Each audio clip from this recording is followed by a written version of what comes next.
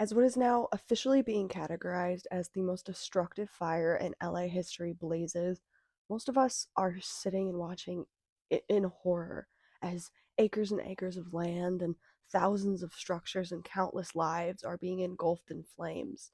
We sit here and we're mourning for the people, for the land, and for what might have been. Were we a nation that prioritized people over profit? But we simply are not. The way of capitalism is infinite growth, an increasingly difficult task on a planet with finite resources. And while climate pollution is playing a significant role in our increasingly extreme weather patterns, including wildfires, warmer and drier forests aren't the only factor behind what experts are calling mega fires. It is also, ironically, a lack of fire that is playing a major role. In California specifically, but also all across the globe, indigenous communities would combat wildfires with the practice of controlled burns. And this practice resulted in a completely different landscape than the wildfire-prone forests of California that we know today. When the Spanish first came to what is now California, they said that Yosemite was like a well-tended garden.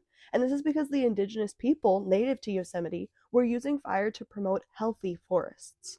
When European colonizers first entered what is now California, they saw indigenous people setting fires to the land with these controlled burns and labeled the practice primitive. They, complete strangers to the ecosystem and fire's role within it, but ever insistent on being the only source of knowledge, refused to listen to or observe the advice of those who were familiar with the land and suppressed the practice of controlled burns. In 1850, California passed the Act for the Government and Protection of Indians, which, misleadingly named, outlawed the intentional burnings in the newly formed state of California. And the legacy of this dismissal of indigenous knowledge is that still today, indigenous tribes will often need to get permission from the federal government in order to start a controlled burn. And controlled burns in some areas can still be labeled and charged as arson. It may sound shocking to some that the solution to wildfires would be more fire, but this knowledge is only surprising to us because of the erasure efforts of the early American colonizers that still continue to this day.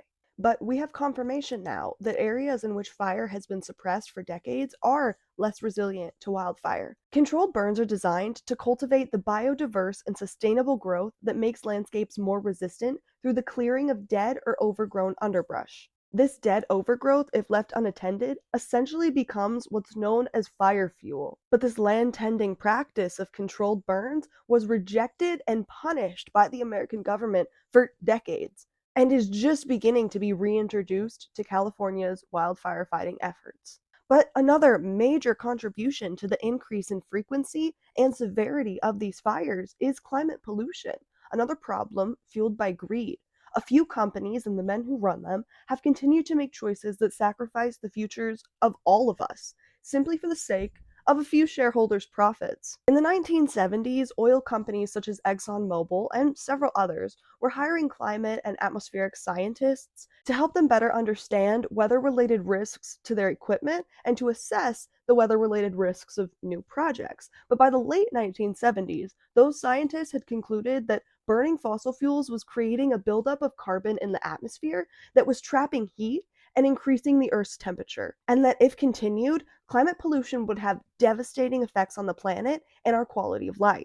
Scientists in the late 70s and 80s were accurately predicting things like an increase of extreme weather patterns, such as hurricanes. They were predicting hotter summers and colder winters, a decrease in the number of biodiverse species we have, both in animal and plant life. They predicted the warming of the planet would mean the melting of Arctic glaciers and could increase the risks of deadly viruses and an increase in pandemics across the globe. They also predicted an increase in wildfires. All of these predictions that we are seeing come true before our very eyes, with the introduction and now the climate effects of AI really giving us a speed run into this process within the last year. Since the 1980s, oil reps met frequently to discuss the dangers of their drilling and their pollution, but instead of working alongside scientists to adjust to cleaner and more sustainable methods, they spent decades and billions on a PR campaign to discredit the very same science that they originally funded the research for. Companies such as British Petroleum and ExxonMobil hired the very same PR firms that worked alongside the tobacco industry to mislead the public about the harms of smoking, to mislead the public about the harms of climate pollution and fossil fuels. These companies would bankroll advertisements that were disguised as op-eds with scary-sounding titles which falsely exaggerated any degree of uncertainty that was put forth by scientists in their climate models. Because predictions of the future are not a guarantee, climate models often account for some degree of uncertainty. These advertorials, as they were known, would use any writings of uncertainty as a way to justify the complete dismissal of climate predictions and climate science altogether. Companies like BP eventually went on to popularize the phrase carbon footprint in a very successful effort to shift the blame away from the primary culprits of environmental pollution and onto the individual consumer. Today's emphasis on the banning of plastic straws and plastic bags, while there is still no real regulation on oil drilling or the use of fossil fuels, is a modern example of the PR campaigns still at work to deflect away from the truth that climate executives, along with scientists, have known for decades: that climate pollution is poisoning the planet, and the effects are going to continue to be ever more devastating. The National Association of Manufacturers, which is exactly what it sounds like, a very large lobbying group comprised of manufacturing companies headquartered in DC, would go on to create organizations like the Global Climate Coalition to oppose things like mandatory carbon emissions reductions, regulation to mitigate global warming, and to challenge the science behind global warming. George W. Bush would eventually credit the Global Climate Coalition with his decision to push the US out of the Kyoto Protocol, which was adopted by the UN in 1997 and put into effect in 2005. This committed the industrialized countries that adopted the policy and their economies to transition from and limit and reduce greenhouse gases. George W. Bush's victory, however, in 2001 was a major turning point for fossil fuel companies.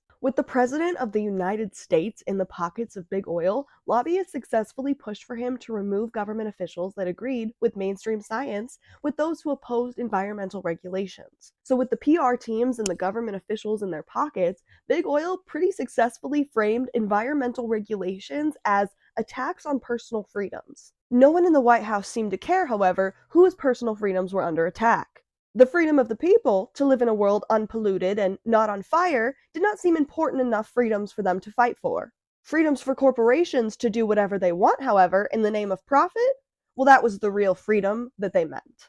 So with the indigenous customs of the land being prohibited and punished, and the predicted effects of climate pollution largely ignored, California burns often. California is burning in increasing frequency and intensity. And in another absolutely foul display of the ways that the elites view the lower class as disposable, incarcerated workers make up 30% of all wildland firefighting crews in California. Their job includes work that mimics the indigenous-controlled burns in a much more dangerous way, requiring these inmates to clear areas surrounding active fires using hand tools such as chainsaws, hand saws, and rakes to starve the fire of this fire fuel. Incarcerated firefighters earn between $2 and $5.12 a day, and despite risking their lives in this way, these inmates are barred from EMT certification and thus not actually eligible to become career firefighters when they are released. Climate polluters should be the ones footing the bill for the damages that they are causing to the planet and the people that live here.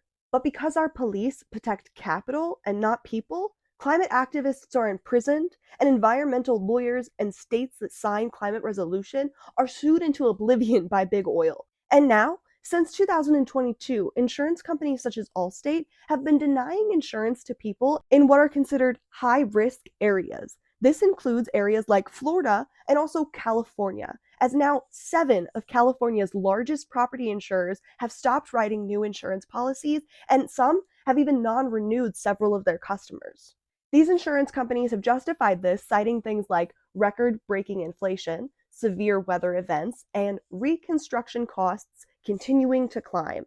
How do they think the people that live there feel? Instead of fighting the effects of climate pollution by Big Oil, the American government, heavily lobbied by the very same oil conglomerates, have fought the people just trying to survive the catastrophic effects of a polluted world. We've opted for band-aid solutions so we can continue to produce the most profit possible for a small group of shareholders. Instead of combating climate pollution and pivoting away from the use of fossil fuels, the government has resorted to prison labor to combat climate crisis catastrophes.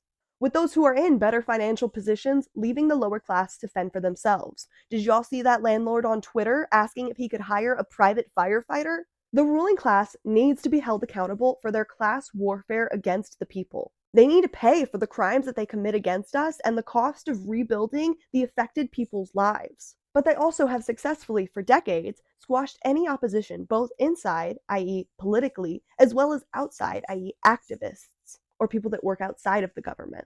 But hope is not lost. Climate destruction is not a given, but major change needs to happen, and it needs to happen now. Despite the early European settlers' best efforts to eradicate the original peoples of this land through things like the Indian removal program and the horrific boarding schools that we had across the country, the words and the recounted stories from the indigenous people that survived our onslaught describe their communities as viewing humans as an active part of nature. Indigenous author Robin Wall Kimmer talks about certain indigenous tribes in her incredible book, Braiding Sweetgrass, feeling the responsibility of stewardship of the land and the call to care for non-human people. Ron W. Goad, tribal chairman of the North Fork Mono Tribe in California, went on record with reporter Robin Schlentz saying, "We thrive on the land, not survive. Indigenous people didn't survive. We look to our grandchildren's grandchildren, 7 generations, basically 120 years down the road. That's where we look. So the decisions that we make and our practices that we do today need to affect generations down the road." Colonizers, however, then and still since have rejected the idea that all life is sacred and rejected the reality of cause and effect, choosing instead to pursue greed. But our society needs a drastic shift from being profit-focused to focusing on people and planet. We need to look to the indigenous peoples of this country, learn from their practices. We need to prioritize land back movements so that our society can make the drastically needed shift from being profit-focused to back to being focused on people and planet.